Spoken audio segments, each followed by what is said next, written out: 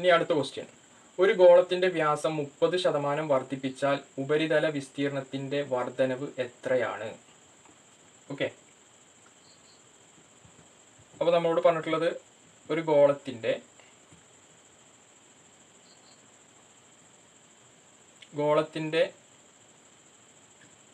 വ്യാസം എന്ന് പറഞ്ഞാൽ ഇതാണ് ഡയമീറ്റർ.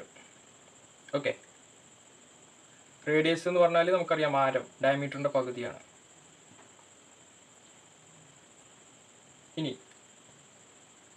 ഇതിന്റെ വ്യാസം 30% വർദ്ധിപ്പിച്ചാൽ, അതായത് ഇതിന്റെ വ്യാസം നമ്മൾ എന്ത് ചെയ്തു, രണ്ട് സൈഡിലും 30% വർദ്ധിപ്പിച്ചു. അപ്പോൾ പുതിയ ഗോളം എന്ന് പറഞ്ഞാൽ ഇങ്ങനെ ആയിരിക്കുമല്ലോ വരിക, അല്ലേ?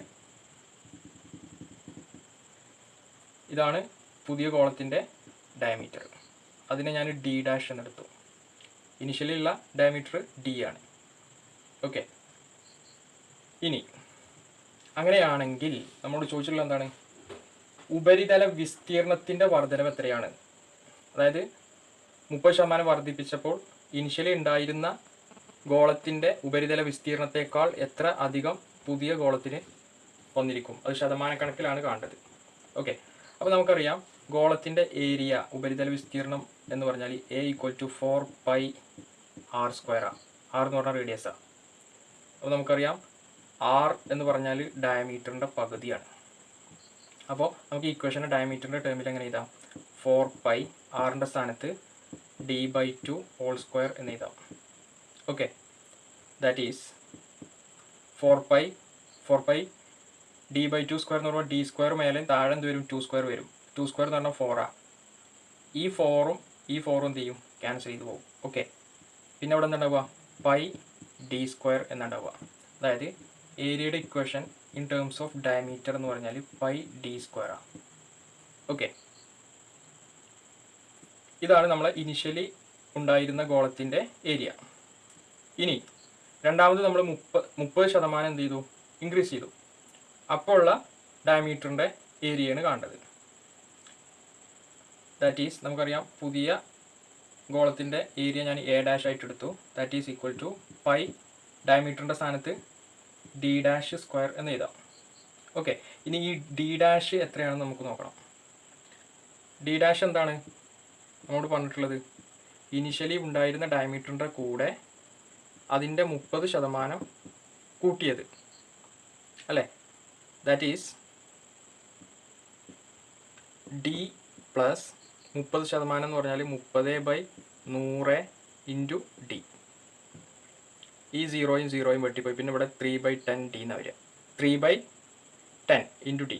അപ്പോൾ ഇത് ക്രോസ് മൾട്ടിപ്ലൈ ചെയ്താൽ d into 10d plus 3d എത്ര വരിക? 13d.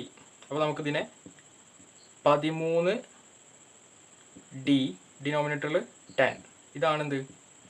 പുതിയ ഡയമീറ്റർ.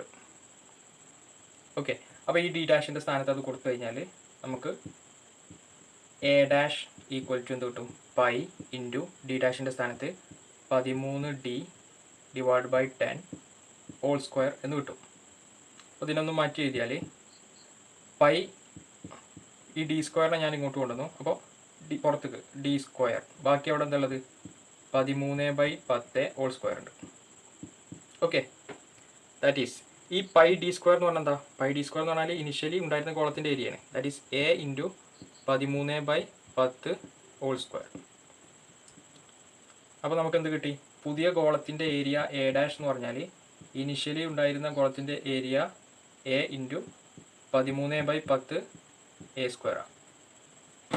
ഇനി നമുക്ക് എന്താ കാണേണ്ടത്? ശതമാനത്തിലാണ് കാണേണ്ടത് area increase. That is final area minus initial area divide by initial area into 100. ഇതാണ് നമുക്ക് കാണേണ്ടത്. അപ്പോൾ A' സ്ഥാനത്ത് A 13/10² മൈനസ് ഇനിഷ്യലി ഉണ്ടായിരുന്ന ഏരിയ A തന്നെ ഡിവൈഡ് ബൈ A ഇൻറ്റു 100. ഈ A നമുക്ക് ക്യാൻസൽ ചെയ്ത് പോവാം. ദാറ്റ് ഈസ് ഇവിടെ പിന്നെ 13/10² പിന്നെ ഇവിടെ -1 ഇൻറ്റു 100 ആണ് ഉണ്ടാവുക. ഓക്കെ, 13ൻ്റെ സ്ക്വയർ നമുക്കറിയാം 169 ബൈ 10ൻ്റെ സ്ക്വയർ നമുക്കറിയാം 100 -1 ഇൻറ്റു 100 അവിടെ ഉണ്ട്. ഓക്കെ, ദാറ്റ് ഈസ് ഇതിലൊന്ന് ക്രോസ് മൾട്ടിപ്ലൈ ചെയ്താൽ 169 മൈനസ് 100 ഇൻറ്റു 1 169 - 100 വരും. അപ്പം ന്യൂമറേറ്ററിൽ പിന്നെ 69 ഉണ്ടാവുക, ഡിനോമിനേറ്ററിൽ എന്തുണ്ട് 100 ഉണ്ട്. പിന്നെ ഇവിടെ എന്തുണ്ട് ഇൻറ്റു 100. ഈ 100 ക്യാൻസൽ ചെയ്ത് കഴിഞ്ഞാൽ പിന്നെ നമുക്ക് എന്താ കിട്ടുക 69 കിട്ടും. അപ്പോൾ എത്ര ശതമാനമാണ് ഇൻക്രീസ്? 69%. അപ്പോൾ ഇനിഷ്യലി ഉണ്ടായിരുന്ന ഗോളത്തിൻ്റെ ഏരിയയേക്കാൾ 69% ഏരിയ പുതിയ ഗോളത്തിലുണ്ടാവും. ഓക്കെ, അപ്പോൾ നമ്മൾ ഓപ്ഷൻ നോക്കുമ്പോൾ ഓപ്ഷൻ എ ആണെന്ത് കറക്റ്റ് ആൻസർ. ഓക്കെ, അടുത്ത ചോദ്യം. താഴെ പറയുന്ന ശ്രേണിയിൽ ചോദ്യചിഹ്നത്തിൻ്റെ സ്ഥാനത്ത് എന്താണ് വരുന്നത്? അപ്പോൾ ഏതാണ്? നമുക്ക് ഒരു ശ്രേണി തന്നിട്ടുണ്ട് 7, 5, 6, 121 -337. 7, 25, 61, 121 -337. നമുക്ക് ഇവിടുത്തെ സംഖ്യയാണ് കാണേണ്ടത്. അപ്പോൾ നമ്മൾ നോക്കാം ഇതിൽ ഓരോ സംഖ്യയും എങ്ങനെയാണ് റിലേറ്റ് ചെയ്തിട്ടുള്ളതെന്ന്. ഓക്കെ, 7നെ എനിക്ക് 2³ -1 എഴുതാം. 2³ എന്ന് പറഞ്ഞാൽ 8 ആണ്. 8 - 1 ആണെന്ത് 7. 25നെ എനിക്ക് 3³ -2 എന്ന് എഴുതാം. 3³ എന്ന് പറഞ്ഞാൽ 27. 27 - 2 എത്ര? 25. 61 ആണ് ഇവിടെ ഉള്ളത്. ഇതിനെനിക്ക് 4³ -3 എന്ന് എഴുതാം. 4³ എന്ന് പറഞ്ഞാൽ എത്ര? 64. -3 ആണെന്ത് 61. ഇനി ഇവിടെ 121. 121 എനിക്ക് 5³ -4 എന്ന് എഴുതാം. 5³ എന്ന് പറഞ്ഞാൽ 125. മൈനസ് എത്ര? 4 എന്ന് പറഞ്ഞാൽ 121. അപ്പോൾ ഇവിടെ സ്വാഭാവികമായിട്ട് എന്തായിരിക്കും വരിക? നോക്കൂ, 2³ -1, 3³ -2, 4³ -3, 5³ -4. ഇവിടെ എന്തായാലും വരിക 6³ -5 ആയിരിക്കും വരിക. ഓക്കെ, 6³ എന്ന് പറഞ്ഞാൽ 216 -5 എത്ര വരിക? 211 എന്ന് വരും. ഓക്കെ, അപ്പോൾ ഇവിടെ മിസ്സിംഗ് ടൈം ഏതാണ്? 211. അപ്പോൾ നമ്മൾ ഓപ്ഷനിൽ നോക്കുമ്പോൾ ഓപ്ഷൻ ബി ആണെന്ത് കറക്റ്റ് ആൻസർ. ഓക്കെ, അടുത്ത ചോദ്യം. ഒരു ക്ലോക്കിൽ 8:25 ആകുമ്പോൾ മണിക്കൂർ സൂചിയും മിനിറ്റ് സൂചിയും തമ്മിലുള്ള കോണളവ് എത്ര? അപ്പോൾ ക്ലോക്കിലെ സമയം 8:25.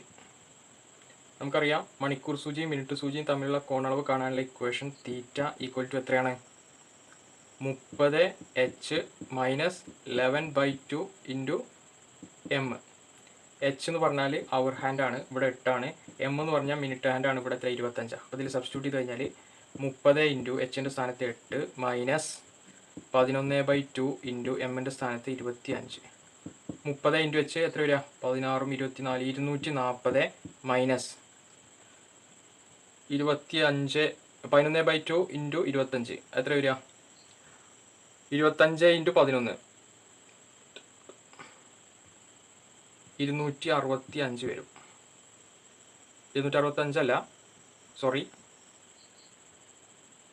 10, 250, 275 വരും.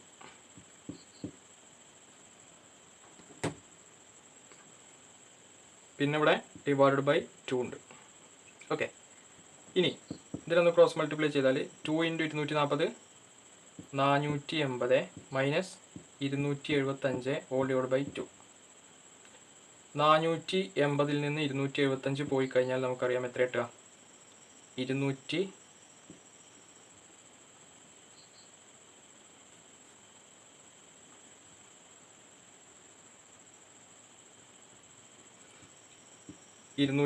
എന്ന് കിട്ടും. Okay, divide by 2. ഇനി 205ൻ്റെ പകുതി എത്രയാണ്? 100. 200ൻ്റെ പകുതി 100, 102.5, 102.5 എന്ന് പറയാം. 102.5. അപ്പോൾ നമ്മൾ ഓപ്ഷനിൽ നോക്കുമ്പോൾ ഓപ്ഷൻ ഡി എന്താണ്? 102.5 അപ്പോൾ correct answer option D. Okay, അടുത്ത ചോദ്യം. എക്സും വൈയും പൂർണ്ണസംഖ്യയാണ്. പിന്നെ അവിടെ എക്സ് ഒരു ചിഹ്നം കൊടുത്തിട്ടുണ്ട്, y equal to x/2 minus y, X and X star y equal to y/3 minus 2x. എന്നാൽ നമുക്കവിടെ ഒരു എക്സ്പ്രഷൻ കൊടുത്തിട്ടുണ്ട്, അതിൻ്റെ സൊല്യൂഷനാണ് കാണേണ്ടത്. ഓക്കെ, അപ്പോൾ നമുക്ക് തന്നിരിക്കുന്ന കണ്ടീഷൻസ് എന്തൊക്കെയാണ്? X y equal to x/2 minus y, ഇതാണ് ഒരു കണ്ടീഷൻ. പിന്നെ തന്നിട്ടുള്ളത് X star y equal to y/3 minus 2x, ഇതാണ് രണ്ടാമത്തെ കണ്ടീഷൻ. നമുക്ക് കാണേണ്ടത് 3 പ്ലസിൻ്റെ ഈ ചിഹ്നം, പിന്നെ ഇത് ബ്രാക്കറ്റിനകത്താണ്, അത് കഴിഞ്ഞിട്ട് ഒരു സ്റ്റാർ, പിന്നെ വീണ്ടും ബ്രാക്കറ്റ് 4 പ്ലസിൻ്റെ ഈ ചിഹ്നം മൈനസ് 4, ഇതാണ് നമുക്ക് കാണേണ്ടത്. അപ്പോൾ നമ്മൾ സിമ്പിളായിട്ട് കാണാം, കാരണം ഇവിടെ 3 പ്ലസ് 1 എന്ന് പറഞ്ഞാൽ ഇവിടെ എക്സ് പ്ലസ് വൈൻ്റെ ഫോമാണ്, അതെന്ന് പറഞ്ഞാൽ x/2 മൈനസ് y ആണ്. അപ്പോൾ ഇവിടെ എക്സിൻ്റെ സ്ഥാനത്ത് 3 ആണ്, വൈൻ്റെ സ്ഥാനത്ത് 1 ആണ്. അപ്പോൾ നമുക്ക് ഇതിനെ എങ്ങനെ മാറ്റി എഴുതാം? 3/2 മൈനസ് 1 എന്ന് എഴുതാം ബ്രാക്കറ്റിനകത്ത്. ഓക്കെ, പിന്നെ ഇവിടെ സ്റ്റാർ ഉണ്ട്, ഇവിടെ എന്തുണ്ട്? വീണ്ടും ബ്രാക്കറ്റിനകത്ത് ഇവിടെ വീണ്ടും അതേ എക്സ്പ്രഷനാണ്. ഇവിടെ എക്സിൻ്റെ സ്ഥാനത്ത് 4ഉം വൈൻ്റെ സ്ഥാനത്ത് മൈനസ് 4ഉം. അപ്പോൾ നമുക്ക് എങ്ങനെ എഴുതാം ഇതിനെ? 4/2 മൈനസ് 4 എന്ന് എഴുതാം. ഓക്കെ, ഇനി ഇതിനൊന്ന് സിംപ്ലിഫൈ ചെയ്താൽ 2 × 1 3 മൈനസ് 2 × 1 2, 3 മൈനസ് 2 എന്ന് പറയുമ്പോൾ 1/2 എന്ന് വരും. പിന്നെ ഇവിടെ സ്റ്റാർ, ഇത് ഈ മൈനസ് ഇൻറ്റു മൈനസ് എന്താവും? പ്ലസ് ആവും. ഓക്കെ, 4/2 എന്ന് പറഞ്ഞാൽ എന്താണ്? 2 ആണ്. 4/2 എന്താണ്? 2 ആണ്. അപ്പോൾ ഇവിടെ എന്താ വരിക? 2 + 4 എന്ന് പറഞ്ഞാൽ എത്ര വരിക? 6 എന്ന് വരും. Okay, that is. ഇനി ഇത് ഏത് ഫോമാണ്? 1/2 സ്റ്റാർ 6 എന്ന് പറഞ്ഞാൽ നമുക്ക് ഈ തന്ന ഈ ഫോമിലാണ്. നമുക്കറിയാം എക്സ് സ്റ്റാർ y എന്ന് പറഞ്ഞാൽ y/3 മൈനസ് 2x ആണ്. ഇവിടെ എക്സിൻ്റെ സ്ഥാനത്ത് 1/2 വൈൻ്റെ സ്ഥാനത്ത് 6 ആണ്. അപ്പോൾ നമുക്ക് ഇതിനെ എങ്ങനെ എഴുതാം? y/3 അതായത് 6/3 മൈനസ് 2x അതായത് 2 × 1/2, ദാറ്റ് ഈസ് 6/3 എന്ന് പറഞ്ഞാൽ 2 മൈനസ് ഈ 2ഉം 2ഉം ക്യാൻസൽ ചെയ്താൽ പിന്നെ ഇവിടെ എന്താ ഉണ്ടാവുക? 1. അപ്പോൾ 2 മൈനസ് 1 എത്ര? 1. അപ്പോൾ നമ്മൾ ഓപ്ഷനിൽ നോക്കുമ്പോൾ ഓപ്ഷൻ സി ആണെന്ത്? Correct answer. ഓക്കെ, അടുത്ത ചോദ്യം. ഒരു കമ്പനിയുടെ ജീവനക്കാരുടെ ശരാശരി പ്രായം 35 ആണ്. പുരുഷന്മാരുടെയും സ്ത്രീകളുടെയും ശരാശരി പ്രായം യഥാക്രമം 38ഉം 33ഉമാണ്. കമ്പനിയിൽ ട്രാൻസ്ജെൻഡർ തൊഴിലാളികൾ ഇല്ലെങ്കിൽ പുരുഷ തൊഴിലാളികളുടെ ശതമാനം എത്ര? അപ്പോൾ നമുക്ക് തന്നിട്ടുള്ളത് കമ്പനിയിലെ ടോട്ടൽ ജീവനക്കാരുടെ ശരാശരി പ്രായം തന്നിട്ടുണ്ട് 35. അപ്പോൾ ടോട്ടൽ n ജീവനക്കാരാണ് കമ്പനിയിലുള്ളതെന്ന് വിചാരിക്കുക. അവരുടെ ശരാശരി പ്രായം തന്നിട്ടുണ്ട്. എത്രയാണ്? ശരാശരി പ്രായം 35 എന്ന് തന്നിട്ടുണ്ട്. പിന്നെന്താ തന്നിട്ടുള്ളത്? പുരുഷന്മാരുടെ ശരാശരി പ്രായം. പുരുഷന്മാരുടെ ശരാശരി പ്രായം ഞാൻ m ആണ് പുരുഷന്മാരുടെ എണ്ണമായിട്ട് എടുത്തിട്ടുള്ളത്. അപ്പോൾ അവരുടെ ശരാശരി പ്രായം എത്രയാണ് തന്നിട്ടുണ്ട്? 38 എന്ന് തന്നിട്ടുണ്ട്. പിന്നെ വുമൻ്റെ ശരാശരി പ്രായം 33 എന്നും തന്നിട്ടുണ്ട്. ഓക്കെ, ഇനി നമ്മോട് കാണാൻ പറഞ്ഞിട്ടുള്ളത് പുരുഷ തൊഴിലാളികളുടെ ശതമാനമാണ് കാണാൻ പറ്റുള്ളത്. അപ്പോൾ പുരുഷ തൊഴിലാളികളുടെ ശതമാനം എന്ന് പറഞ്ഞാൽ നമ്പർ ഓഫ് മെൻ, അതായത് പുരുഷ തൊഴിലാളികളുടെ എണ്ണം ഡിവൈഡഡ് ബൈ ടോട്ടൽ തൊഴിലാളികളുടെ എണ്ണം n × 100. നമുക്കിതാണ് കാണേണ്ടത്. ഓക്കെ, ഇനി നമുക്കറിയാം ഇത് എന്താണ് പറഞ്ഞത്? ടോട്ടൽ തൊഴിലാളികളുടെ ശരാശരി പ്രായമാണ് 35 എന്ന് പറഞ്ഞിട്ടുള്ളത്. എന്ന് വെച്ചാൽ ഞാൻ ഇക്വേഷൻ ഒന്ന് മാറ്റി ചെയ്താണ്. ടോട്ടൽ തൊഴിലാളികളുടെ വയസ്സ് ഡിവൈഡഡ് ബൈ നമ്പർ ഓഫ് തൊഴിലാളികളാണല്ലോ നമ്മളെ ആവറേജ് എന്ന് പറഞ്ഞാൽ. ഈ ഇക്വേഷനെ ഞാൻ മാറ്റി ചെയ്തുമ്പോൾ അപ്പോൾ നമുക്ക് എന്ത് ചെയ്താം? ടോട്ടൽ തൊഴിലാളികളുടെ വയസ്സ് എന്ന് പറഞ്ഞാൽ നമ്പർ ഓഫ് മെൻ × 38 ചെയ്താൽ നമുക്ക് പുരുഷന്മാരുടെ ടോട്ടൽ വയസ്സ് കിട്ടും. പ്ലസ് W, അതായത് നമ്പർ ഓഫ് വുമൺ × 33 ചെയ്താൽ നമുക്ക് സ്ത്രീകളുടെ ടോട്ടൽ വയസ്സ് കിട്ടും. അപ്പോൾ പുരുഷന്മാരുടെയും സ്ത്രീകളുടെയും ടോട്ടൽ വയസ്സുകൾ തമ്മിൽ കൂട്ടിയാൽ നമുക്ക് എന്ത് കിട്ടും? ടോട്ടൽ വയസ്സ് കിട്ടും എല്ലാവരുടെയും. ഇതിനെ ഡിവൈഡഡ് ബൈ എന്ത് n എന്ന് പറഞ്ഞാൽ m പ്ലസ് n അല്ലേ. അതായത് ടോട്ടൽ നമ്പർ ഓഫ് എംപ്ലോയീസിനെ ഡിവൈഡ് ചെയ്താൽ നമുക്ക് ആവറേജ് വയസ്സ് കിട്ടും. അത് എത്രയാണ്? 35 എന്ന് തന്നിട്ടുണ്ട്. ഓക്കെ, അപ്പോൾ ഞാൻ ഈ ഇക്വേഷനിൽ ഒരു മാറ്റം വരുത്താണ്. മാറ്റം വരുത്തുക എന്ന് പറഞ്ഞാൽ total number of employees n ആണ്, number of men employees m ആണ്. അങ്ങനെയാണെങ്കിൽ നമ്പർ ഓഫ് വുമൺ എംപ്ലോയീസിനെ എനിക്ക് എന്ത് ചെയ്താം? ടോട്ടൽ നമ്പർ ഓഫ് എംപ്ലോയീസിന് മെൻ എത്ര ഉണ്ടോ അത്രയും കുറച്ചാൽ നമുക്ക് എന്ത് കിട്ടും? വുമൺ കിട്ടും. എത്ര എംപ്ലോയീസ് വുമൺ ഉണ്ടെന്ന് കിട്ടും. അപ്പോൾ ഡബ്ല്യുവിൻ്റെ സ്ഥാനത്ത്, അതായത് നമ്പർ ഓഫ് വുമൺ എംപ്ലോയീസിൻ്റെ സ്ഥാനത്ത് ഞാൻ ഇത് സബ്സ്റ്റിറ്റ്യൂട്ട് ചെയ്യാണ്. അപ്പോൾ എന്താ വരിക? m × 38 അവിടെ ഉണ്ട്, പ്ലസ് ഡബ്ല്യുവിൻ്റെ സ്ഥാനത്ത് n - m × 33 all divide by n equal to 35. Okay, that is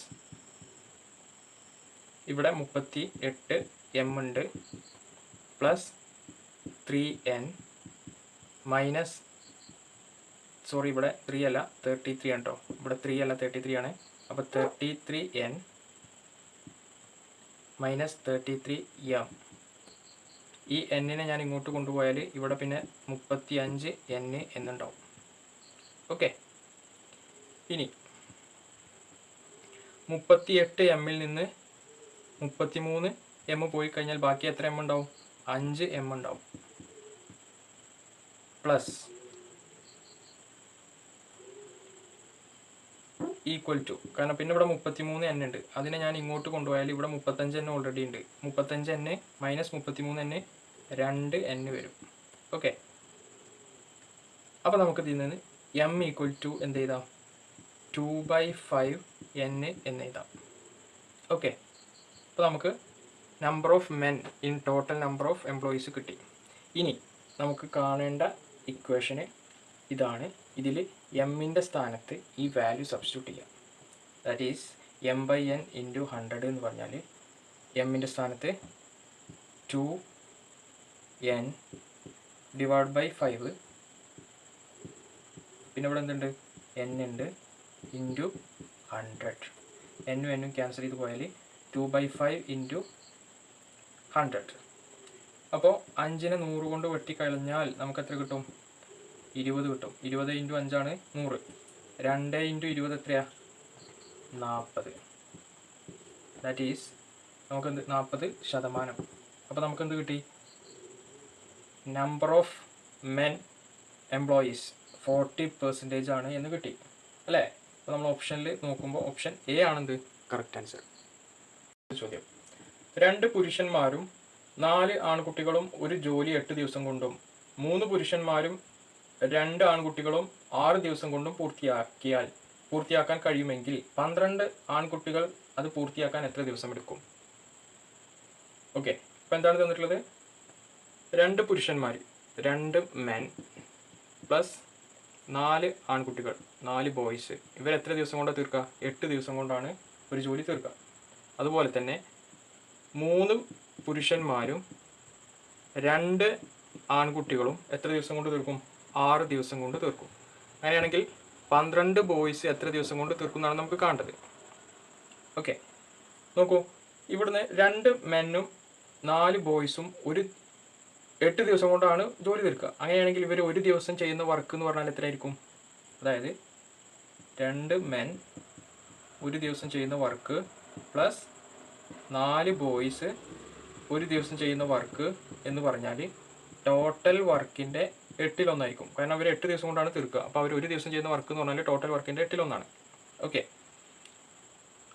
അതേപോലെ ഇവിടുന്ന് എന്ത് ചെയ്താൽ 3 മെൻ ഒരു ദിവസം ചെയ്യുന്ന വർക്ക് പ്ലസ് 2 ബോയ്സ് ഒരു ദിവസം ചെയ്യുന്ന വർക്ക് ആണെന്ത് ടോട്ടൽ വർക്കിൻ്റെ 6/1. ഓക്കെ, ഇനി ഈ 8-നെ അങ്ങോട്ട് കൊണ്ടുവന്നാൽ ഇൻറ്റു ആവും അല്ലേ. അപ്പോൾ ഈ 8 ഇൻറ്റു ഇവിടെ വരും. ഇവിടെ അതുപോലെ തന്നെ ഈ 6-നെ അങ്ങോട്ട് കൊണ്ടുവന്നാൽ 6 ഇൻറ്റു വരും. അപ്പോൾ ഇവിടെ എങ്ങനെ എഴുതാം? നമുക്ക് 8 ഇൻറ്റു 2 16 മെൻ ഒരു ദിവസം ചെയ്യുന്ന വർക്ക് പ്ലസ് 8 × 4 32 ബോയ്സ് ഒരു ദിവസം ചെയ്യുന്ന വർക്ക് ആണെന്ത് ടോട്ടൽ വർക്ക്. ഇവിടെ അതുപോലെ എന്ത് ചെയ്താൽ 6 × 3 18 മെൻ ഒരു ദിവസം ചെയ്യുന്ന വർക്ക് പ്ലസ് 6 × 2 12 ബോയ്സ് ഒരു ദിവസം ചെയ്യുന്ന വർക്ക് ആണെന്ത് ടോട്ടൽ വർക്ക്. ഇനി ഈ രണ്ട് ഇക്വേഷൻ ഒന്ന് ഇക്വേറ്റ് ചെയ്താൽ നമുക്ക് രണ്ടിൻ്റെയും വലതു ഭാഗത്ത് എന്താണ് ടോട്ടൽ വർക്കാണ്. അപ്പോൾ ലെഫ്റ്റ് ഹാൻഡ് സൈഡുകൾ തമ്മിൽ ഇക്വേറ്റ് ചെയ്താൽ 16 മെൻ ഒരു ദിവസം ചെയ്യുന്ന വർക്ക് പ്ലസ് 32 ബോയ്സ് ഒരു ദിവസം ചെയ്യുന്ന വർക്ക് ഈക്വൽ ടു 18 മെൻ ഒരു ദിവസം ചെയ്യുന്ന വർക്ക് പ്ലസ് 12 ബോയ്സ് ഒരു ദിവസം ചെയ്യുന്ന വർക്ക്. ഇനി ഇതിനെ മെന്നിനെ ഒരു ഭാഗത്തേക്കും ബോയ്സിന് ഒരു ഭാഗത്തേക്കും മാറ്റിയാൽ മെന്നിനെ ഇവിടെ 32 ബോയ്സ് ഉണ്ട്, ഇവിടെ 12 ബോയ്സ് ഉണ്ട്. അപ്പോൾ ഈ 12 ബോയ്സിനെ ഇങ്ങോട്ട് കൊണ്ടുവരുമ്പോൾ 32 - 12 എത്ര വരിക 20 ബോയ്സ് ഒരു ദിവസം ചെയ്യുന്ന വർക്ക് ഈക്വൽ ടു ഇവിടെ 18 മെൻ ഉണ്ട്, ഇവിടെ 16 ഉണ്ട്. ഈ 16 ഇങ്ങോട്ട് കൊണ്ടുവരുമ്പോൾ 18 - 16 എത്ര കിട്ടുക 2 മെൻ ഒരു ദിവസം ചെയ്യുന്ന വർക്ക്. ഓക്കെ, ഇനി ഇതിവിടെ നിൽക്കട്ടെ. ഈ വാല്യൂ നമ്മൾ ഇതിൽ നിന്ന് നേരത്തെ ഒരു എക്സ്പ്രഷൻ ഉണ്ടാക്കിയിരുന്നു. എന്താണ് എക്സ്പ്രഷൻ? 2 മെൻ ഒരു ദിവസം ചെയ്യുന്ന വർക്ക് പ്ലസ് 4 ബോയ്സ് ഒരു ദിവസം ചെയ്യുന്ന വർക്ക് ആണെന്ത് ടോട്ടൽ വർക്കിൻ്റെ 8 ൽ 1. ഇത് നമ്മൾ നേരത്തെ എഴുതിയ ഒരു ഇക്വേഷനാണ്. ഓക്കെ, ഇതിൽ 2 മെൻ ഒരു 1 ഡേ ചെയ്യുന്ന വർക്കിന് പകരം നമുക്ക് എന്ത് കൊടുക്കാം 20 ബോയ്സ് 1 ഡേ ചെയ്യുന്ന വർക്ക് എന്ന് കൊടുക്കാം അല്ലേ ഈ എക്സ്പ്രഷനിൽ നിന്ന്. ദാറ്റ് ഈസ് 20 ബോയ്സ് 1 ഡേ ചെയ്യുന്ന വർക്ക് പ്ലസ് 4 ബോയ്സ് 1 ഡേ ചെയ്യുന്ന വർക്ക് ആണെന്ത് ടോട്ടൽ വർക്കിൻ്റെ 8 ൽ 1. അപ്പോൾ 20 പ്ലസ്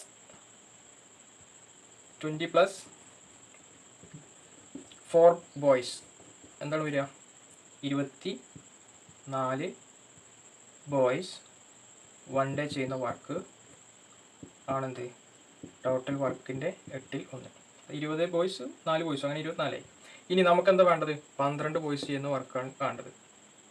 അപ്പോൾ 12 ബോയ്സ് ഒരു ദിവസം കാണുന്ന വർക്ക് ഇവിടെ ഞാനൊരു 2 കൊണ്ട് ഡിവൈഡ് ചെയ്താൽ ഇവിടെയും 2 കൊണ്ട് ഡിവൈഡ് ചെയ്യാം. ഓക്കെ, അപ്പോൾ 24/2 12 ബോയ്സ് ഒരു ദിവസം ചെയ്യുന്ന വർക്ക് ആണെന്ത് ടോട്ടൽ വർക്കിൻ്റെ 16 ൽ 1 എന്ന് വെച്ചാൽ എന്താ 16 ദിവസം കൊണ്ട് 12 ബോയ്സ് എന്ത് ചെയ്യും ഈ വർക്ക് കംപ്ലീറ്റ് ചെയ്യും എന്നാണ് അതിൻ്റെ അർത്ഥം അല്ലേ. അപ്പോൾ നമ്മൾ ഓപ്ഷനിൽ നോക്കുമ്പോൾ ഓപ്ഷൻ 16 വരുന്നത് ഓപ്ഷൻ ബിയിലാണ്. ഓക്കെ, അപ്പോൾ 12 ബോയ്സിന് ഈ വർക്ക് കംപ്ലീറ്റ് ചെയ്യാൻ എത്ര ദിവസം വേണം 16 ദിവസം വേണം. ഓക്കെ, അടുത്ത ചോദ്യം 2017 മാർച്ച് 13 തിങ്കളാഴ്ച ആയിരുന്നു. 2016 ഫെബ്രുവരി 21 ആഴ്ചയിലെ ഏത് ദിവസമായിരുന്നു? ഓക്കെ, തന്നിരിക്കുന്നത് 2017 മാർച്ച് 13 തിങ്കൾ എന്ന് തന്നിട്ടുണ്ട്. അങ്ങനെയാണെങ്കിൽ 2016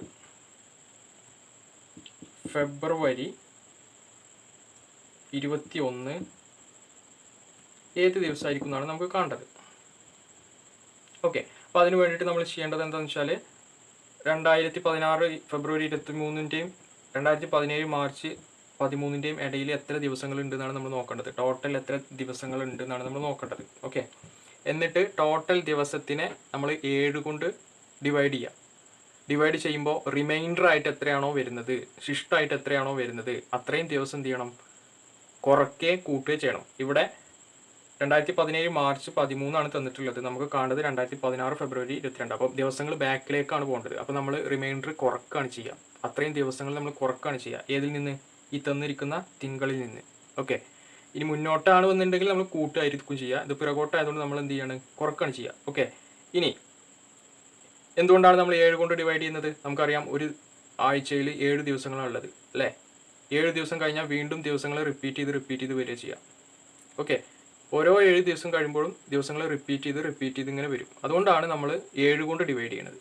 ഓക്കെ, ഇനി 2016 ഫെബ്രുവരി 21 2017 മാർച്ച് 13 ഇടയിൽ എത്ര ദിവസം ഉണ്ട് നോക്കുകയാണെങ്കിൽ നമ്മൾ ഓക്കെ 2016 ഫെബ്രുവരി 22 മുതൽ 2017 ഫെബ്രുവരി 21 വരെ ഒരു വർഷമാണ് ആണല്ലോ. ഒരു വർഷമാണ്. ഒരു വർഷത്തിൽ സാധാരണ വർഷമാണെങ്കിൽ 365 ദിവസം ഉണ്ടാവുക.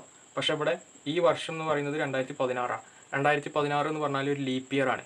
ലീപ്പ് ഇയറിൽ ഒരു ദിവസം അധികം വരും. ഓക്കെ അപ്പോൾ 365 ദിവസമല്ല നമ്മൾ എടുക്കേണ്ടത്. ഇവിടുത്തെ 2016 ഫെബ്രുവരി 21 മുതൽ 2017 ഫെബ്രുവരി 21 വരെ 366 ദിവസമായിട്ട് എടുക്കണം. എന്തുകൊണ്ട്? 2016 ലീപ്പ് ഇയർ ആയതുകൊണ്ട്. ഓക്കെ, അപ്പോൾ 366 ദിവസങ്ങളുണ്ട്. 366നെ 7 കൊണ്ട് ഡിവൈഡ് ചെയ്ത് കഴിഞ്ഞാൽ നമുക്ക് റിമൈൻഡർ എത്ര കിട്ടുക? റിമൈൻഡർ 2 ആണ് കിട്ടുക. എത്ര കിട്ടുക? 2 കിട്ടും. ഓക്കെ, ആ റിമൈൻഡർ അവിടെ ഇരിക്കട്ടെ. അതിനെ പ്രസക്തിയുള്ളൂ. ഈ 366ന് ഇനി പ്രസക്തിയില്ല. ഓക്കെ, ഇനി 2017 ഫെബ്രുവരി 21 മുതൽ മാർച്ച് 13 വരെ എത്ര ദിവസം ഉണ്ട് നോക്കണം അല്ലേ. അപ്പോൾ ഫെബ്രുവരിയിൽ ആകെ 28 ദിവസം ഉള്ളത്. അതിൽ 21 കഴിഞ്ഞാൽ പിന്നെ ഇവിടെ ബാക്കി 7 ദിവസം ഉണ്ടാവും. ഓക്കെ, പിന്നെ മാർച്ചത്തെ 13 ദിവസം. അപ്പോൾ 7ഉം 13ഉം എത്ര ദിവസമായി ടോട്ടൽ? ഇവിടെ 20 ദിവസം. ഇവിടെ റിമൈൻഡർ ആയിട്ട് എത്ര ഉണ്ടായിരുന്നു? 2 ദിവസം ഉണ്ടായിരുന്നു. ഓക്കെ, അപ്പോൾ ടോട്ടൽ എത്ര ദിവസമായി? 20ഉം 22ഉം 20ഉം 2ഉം 22 ദിവസങ്ങളായിട്ട് കിട്ടി. ഇതിനെ എന്ത് ചെയ്യണം? 7 കൊണ്ട് ഡിവൈഡ് ചെയ്യണം. ഓക്കെ, 21 കഴിഞ്ഞാൽ പിന്നെ ഇവിടെ റിമൈൻഡർ ആയിട്ട് വരുന്നത് എത്ര? 7 കൊണ്ട് ഡിവൈഡ് ചെയ്താൽ 1 ആണ് കിട്ടുക റിമൈൻഡർ. ഓക്കെ, കാരണം 21ൽ 3 7 ഉണ്ട്, പിന്നെ റിമൈൻഡർ 1 ആണ്. അതായത് നമുക്ക് 2016 ഫെബ്രുവരി 21 മുതൽ 2017 മാർച്ച് 13 വരെയുള്ള ടോട്ടൽ ദിവസങ്ങൾ നോക്കിയിട്ട് അതിനെ 7 കൊണ്ട് ഡിവൈഡ് ചെയ്തപ്പോൾ നമുക്ക് എത്ര കിട്ടിയത്? റിമൈൻഡർ 1 ആണ് കിട്ടിയത്.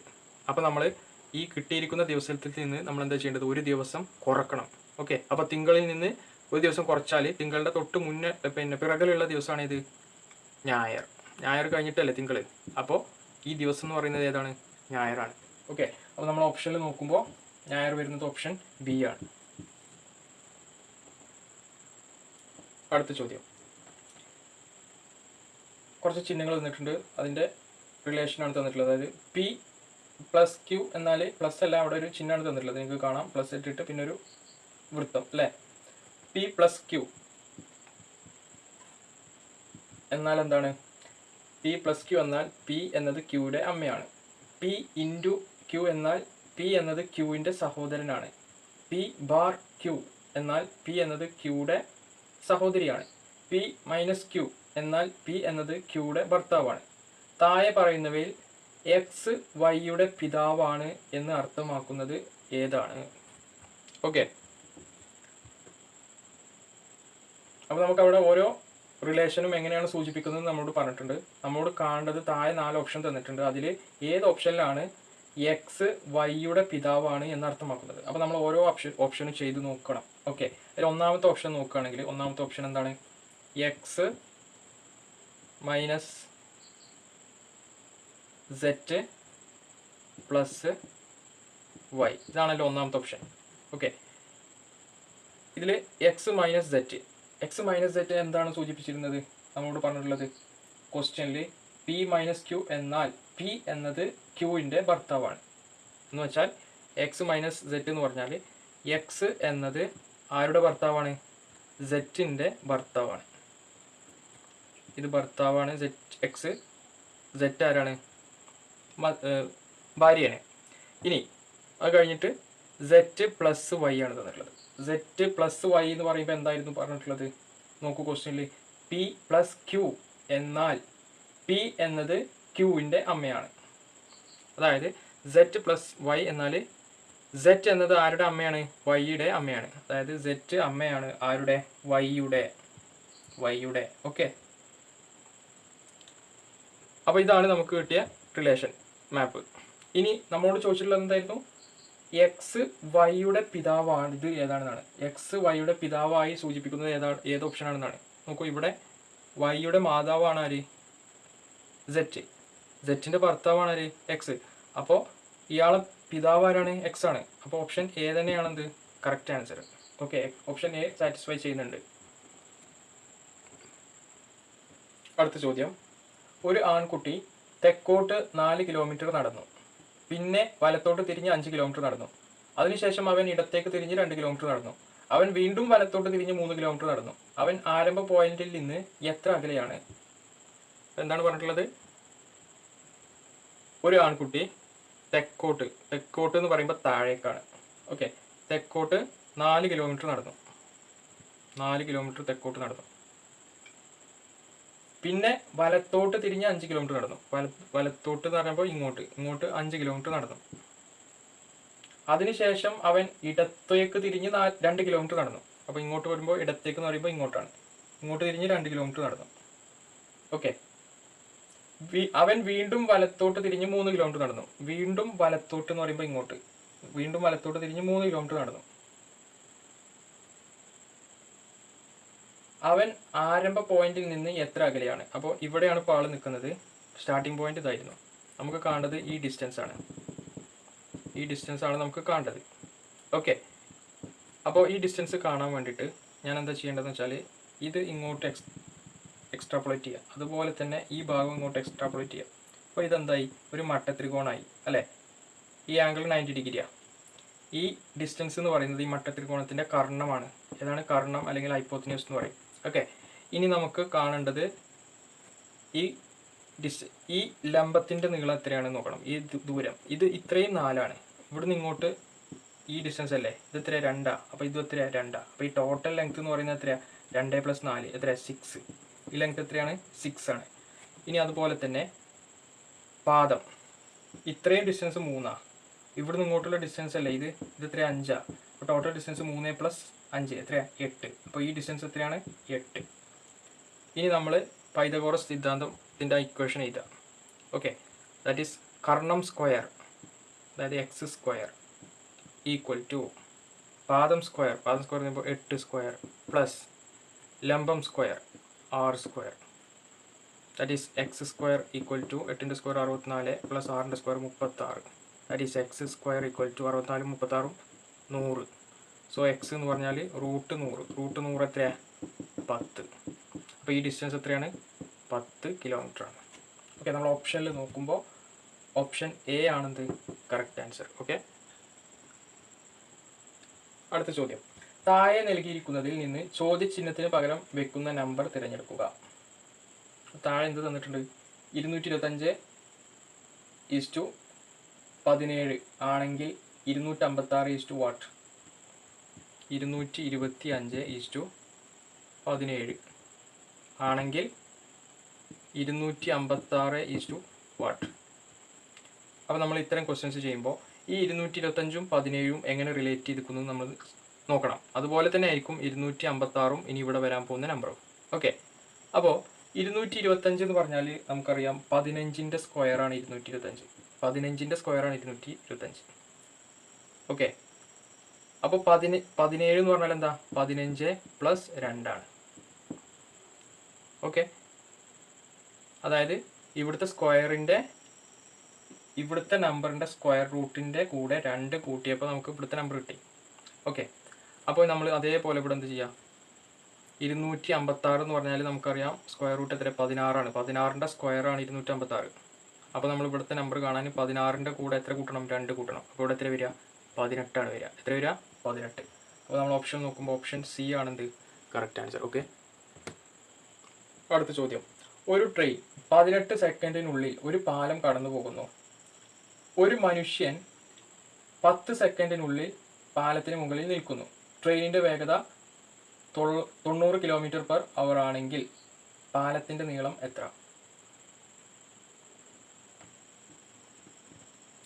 അപ്പോൾ ഇതാണ് നമ്മുടെ ട്രെയിൻ എന്ന് വിചാരിക്കുക. Suppose this is our train. ട്രെയിനിൻ്റെ വെലോസിറ്റി തന്നിട്ടുണ്ട്. എത്രയാണ്? വെലോസിറ്റി 90 km/h ആണ്. ഇനി ഇവിടെ ഒരു പാലമുണ്ട്. ഇത് ബ്രിഡ്ജാണ്. ഓക്കെ, ഈ ട്രെയിൻ കടന്നു പോകാനുള്ള സമയം എന്ന് പറഞ്ഞാൽ എത്രയാണ്? 18 സെക്കൻഡ് എന്ന് തന്നിട്ടുണ്ട്. ഓക്കെ, ഈ പാലത്തിൽ മേൽ ഒരു മനുഷ്യൻ നിൽക്കുന്നുണ്ട്, ഒരാൾ നിൽക്കുന്നുണ്ട്. ഇദ്ദേഹത്തെ ഈ ട്രെയിൻ കടന്നു പോകാനുള്ള സമയം ആണ് എന്ത്, ടി ഡാഷ്, അതായത് 10 സെക്കൻഡ്. നമുക്ക് കാണേണ്ടത് പാലത്തിൻ്റെ നീളമാണ്. പാലത്തിൻ്റെ നീളം ആണ് നമുക്ക് കാണേണ്ടത്, ബ്രിഡ്ജിൻ്റെ ലെങ്ത്ത്. ഇത് എത്രയാണെന്നാണ് നമ്മൾ ചോദിച്ചിട്ടുള്ളത്. ഓക്കെ, സപ്പോസ് ട്രെയിനിൻ്റെ ലെങ്ത്ത് ഞാൻ LT ആക്കിയിട്ട് എടുക്കുന്നുണ്ട്. ഇനി നമ്മളെ ഇക്വേഷൻസ് ഉപയോഗിക്കാം. ഒരു ട്രെയിന് ഒരു പാലം കടന്നു പോകാനെടുക്കുന്ന സമയത്തിൻ്റെ ഇക്വേഷൻ, അല്ലെങ്കിൽ സമയത്തിൻ്റെ ഇക്വേഷൻ നമുക്കറിയാം, T equal to total distance divide by velocity. Total distance divide by velocity. Total distance എന്ന് പറഞ്ഞാൽ length of train plus length of bridge divided by velocity. ഇതാണ് ഇക്വേഷൻ. ഓക്കെ, അതേപോലെ തന്നെ ഒരു ട്രെയിൻ ഒരു പോയിൻ്റ് ഒബ്ജക്റ്റിനെ കടന്നു പോകാനുള്ള ടൈമിൻ്റെ ഇക്വേഷനും നമുക്കറിയാം. പോയിൻ്റ് ഒബ്ജക്റ്റ് എന്ന് പറഞ്ഞാൽ ഇവിടെ ഒരു മനുഷ്യനാണ്. ഓക്കെ, അതായത് T dash equal to length of train divided by velocity. Okay, ഇനി ഈ രണ്ട് ഇക്വേഷൻസ് ഉപയോഗിച്ചിട്ട് നമ്മൾ ഈ പ്രോബ്ലം സോൾവ് ചെയ്യണം. അതായത് നമുക്ക് കാണേണ്ടത് ലെങ്ത് ഓഫ് ബ്രിഡ്ജാണ് കാണേണ്ടത്, LB ആണ് കാണേണ്ടത്. അപ്പോൾ നമ്മൾ ഈ ഒന്നാമത്തെ ഇക്വേഷൻ തന്നെ എടുക്കുകയാണെങ്കിൽ T ഈക്വൽ ടു എന്താണ്, LT plus LB divide by V ആണല്ലോ. ഈ വീനെ അങ്ങോട്ട് കൊണ്ടുപോയാൽ V ഇൻറ്റു T വരും. V ഇൻറ്റു T ആണെന്ത്, LT പ്ലസ് LB. ഓക്കെ, ഈ LT അങ്ങോട്ട് കൊണ്ടുവന്നാൽ VT മൈനസ് LT ആണെന്ത്, LB. ഇതാണ് നമുക്ക് കാണേണ്ടത്. ഇനി V എന്ന് പറഞ്ഞാൽ വെലോസിറ്റി. വെലോസിറ്റി എത്ര, 90 കിലോമീറ്റർ ആണ്. കിലോമീറ്ററിനെ മീറ്റർ ആക്കാൻ നമുക്കറിയാം, 1 കിലോമീറ്റർ എന്ന് പറഞ്ഞാൽ 1000 മീറ്റർ ആണ്. അപ്പോൾ 1000 കൊണ്ട് ഗുണിക്കണം. ഡിവൈഡ് ബൈ പെർ അവർ ആണ്. ഒരു അവർ എത്ര സെക്കൻഡാണ്, 60 മിനിറ്റ് ആണ്. ഇൻറ്റു ഓരോ മിനിറ്റും 60 സെക്കൻഡാണ്. മൈനസ് ഇവിടെ LT ഉണ്ട്. LT ഏതാണെന്ന് നമുക്കറിയില്ല. അപ്പോൾ നമുക്ക് ഈ രണ്ടാമത്തെ ഇക്വേഷൻ ഉപയോഗിക്കാം. LT length of train T dash into V. T dash അതായത് പോയിൻ്റ് ഒബ്ജക്റ്റിനെ, മനുഷ്യനെ കടന്നു പോകാനുള്ള സമയത്തിൽ 10 സെക്കൻഡ് തന്നിട്ടുണ്ട്. 10 ഇൻറ്റു വെലോസിറ്റി എത്ര, 90 ഇൻറ്റു 1000 ഡിവൈഡഡ് ബൈ 60 ഇൻറ്റു 60. അപ്പോൾ അതിവിടെ കൊടുക്കുക LTൻ്റെ സ്ഥാനത്ത്. 10 into 90 into 1000 divided by 60 into 60. ഇനി ഇവിടെ നമ്മൾ ഒരു കാര്യം കൂടി ചെയ്യാനുണ്ട്. അതായത് ഇപ്പോൾ ഇവിടെ VT അല്ലേ, ഇവിടെ VT ആണ്, ഇവിടെ V ആണ് ഞാൻ എഴുതിയത്. 19 ഇൻറ്റു 1000 ഡിവൈഡ് ബൈ 60 ഇൻറ്റു 60. അതിൻ്റെ കൂടെ എന്തുണ്ട്, ഇൻറ്റു T ഉണ്ട്. T എന്ന് പറഞ്ഞാൽ പാലം കടന്നു പോകാനുള്ള സമയം എത്രയാണ്, 18. അപ്പോൾ ഇവിടെ 18 കൊണ്ട് എന്ത് ചെയ്യണം, ഗുണിക്കണം. ഓക്കെ, ഇവിടെ 10 കൊണ്ട് നമ്മളിവിടെ ഗുണിച്ചല്ലോ. അതേപോലെ ഇതാണെന്ത്, ലെങ്ത് ഓഫ് ബ്രിഡ്ജ്. ഇനി ഇത് സിംപ്ലിഫൈ ചെയ്യണം. സിംപ്ലിഫൈ ചെയ്യുമ്പോൾ 90 ഇൻറ്റു 1000 ഡിവൈഡ് ബൈ 60 ഇൻറ്റു 60 രണ്ട് ടേമിലുണ്ട്. അപ്പോൾ അത് കോമൺ ആയിട്ട് പുറത്തെടുത്താൽ പിന്നെ ഇവിടെ 18 ഉണ്ട്. അപ്പോൾ ഞാനിത് മാറ്റി ചെയ്താണ്. പിന്നെ ഇവിടെ 18 ആണുള്ളത്. മൈനസ് അപ്പുറത്ത് എന്തുണ്ടായിരുന്നു, 10 ഉണ്ട്. ഓക്കെ, 18 നിന്ന് 10 പോയി കഴിഞ്ഞാൽ പിന്നെ ഇവിടെ എന്താ ഉണ്ടാവുക, 10 ഉണ്ടാവും. എത്ര ഉണ്ടാവുക, 10. സോറി, 18 നിന്ന് 10 പോയി കഴിഞ്ഞാൽ പിന്നെ ഇവിടെ 8 ഉണ്ടാവും, 8. ഓക്കെ, ഇനി 0യും 0യും വെട്ടി, 0യും ഈ 0യും വെട്ടി,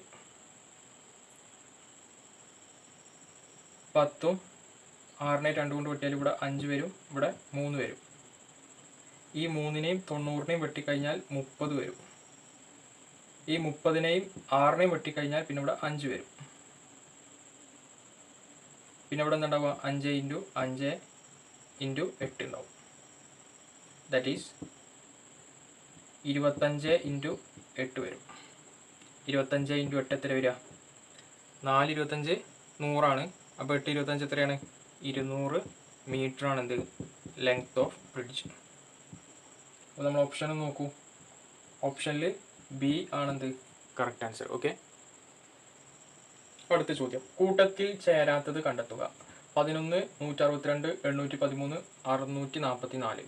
11, 162, 813, 644. അപ്പോൾ ഇത് പ്രൈം നമ്പേഴ്സ് ഏതൊക്കെയാണ് പ്രൈം നമ്പേഴ്സ് അല്ലാത്തത് ഒന്ന് ചെക്ക് ചെയ്ത് നോക്കാം നമുക്ക്. ഓക്കെ, 11 എന്താണ്? പ്രൈം നമ്പറാണ്. അത് നമുക്കറിയാം. പ്രൈം നമ്പർ എന്ന് പറഞ്ഞാൽ അവിഭാജ്യ സംഖ്യ. അതായത് ആ നമ്പറിന് ഒന്നും ആ നമ്പറിനെയും മാത്രമേ എന്ത് ചെയ്യാവൂ, ആ നമ്പർ കൊണ്ടും അതുപോലെ തന്നെ ഒന്നിനെയും കൊണ്ട് മാത്രമേ ഡിവൈഡ് ചെയ്യാൻ കഴിയുള്ളൂ. ഓക്കെ, ഇപ്പോൾ 11 നമുക്ക് 1/11 എഴുതാം. വേറെ രീതിയിൽ ഇതിനെ നമുക്ക് എഴുതാൻ കഴിയുമോ? ഇല്ല, ഫാക്ടറൈസ് ചെയ്യാൻ കഴിയില്ല. 162 is not a prime number. കാരണം ഒറ്റയ്ക്ക് അറിയാം, ഇത് ഇരട്ടസംഖ്യയാണ്. ഇരട്ടസംഖ്യ ഒരിക്കലും എന്താവില്ല, പ്രൈം നമ്പർ ആവില്ല. ഒരേ ഒരു ഇരട്ടസംഖ്യ ഉള്ളൂ പ്രൈം നമ്പർ ആയത്. അതേതാണ്? 2 ആണ്. ഓക്കെ, 2 പ്രൈം നമ്പറാണ്, ഇരട്ടസംഖ്യയാണ്. അല്ലാത്ത ഇരട്ടസംഖ്യകളൊന്നും എന്തല്ല, പ്രൈം നമ്പർ അല്ല. അപ്പോൾ ഇത് പ്രൈം നമ്പർ അല്ല. ഇനി 813 അത് പ്രൈം നമ്പർ ആണോ? അപ്പോൾ കുറച്ച് വലിയ സംഖ്യ ആയതുകൊണ്ട് നമുക്ക് ഒറ്റ സംഖ്യയാണ്. അപ്പോൾ അത് പ്രൈം നമ്പർ ആകാം, അല്ലാതിരിക്കാം. ഇനി പ്രൈം നമ്പർ ആണോ എന്ന് ചെക്ക് ചെയ്യാൻ വേണ്ടിയിട്ട് നമ്മൾ ഇതിൻ്റെ ഡിജിറ്റുകളൊക്കെ കൂട്ടുക. അപ്പോൾ 8 + 1 + 3 എത്ര കിട്ടുക? 8 + 1 9, 9 + 3 12. ഈ കിട്ടുന്ന റിസൾട്ട് പ്രൈം നമ്പർ ആണോ നോക്കുക. 12 പ്രൈം നമ്പർ ആണോ? അല്ല. സോ ഇതും എന്തല്ല, പ്രൈം നമ്പർ അല്ല. ഇനി ഇത് നോക്കാം. 644 ഒരിക്കലും എന്താവില്ല, പ്രൈം നമ്പർ ആവില്ല. കാരണം എന്താണ്? 644 ഇരട്ടസംഖ്യയാണ്. ഓക്കെ, അപ്പോൾ ഇതും പ്രൈം നമ്പർ അല്ല. അപ്പോൾ 162 പ്രൈം നമ്പർ അല്ല, 813 പ്രൈം നമ്പർ അല്ല, 644 പ്രൈം നമ്പർ അല്ല. 11 എന്താണ്? പ്രൈം നമ്പറാണ്. അപ്പോൾ കൂട്ടത്തിൽ ചേരാത്തത് ഏതാണ്? 11 ആണ്. Option A.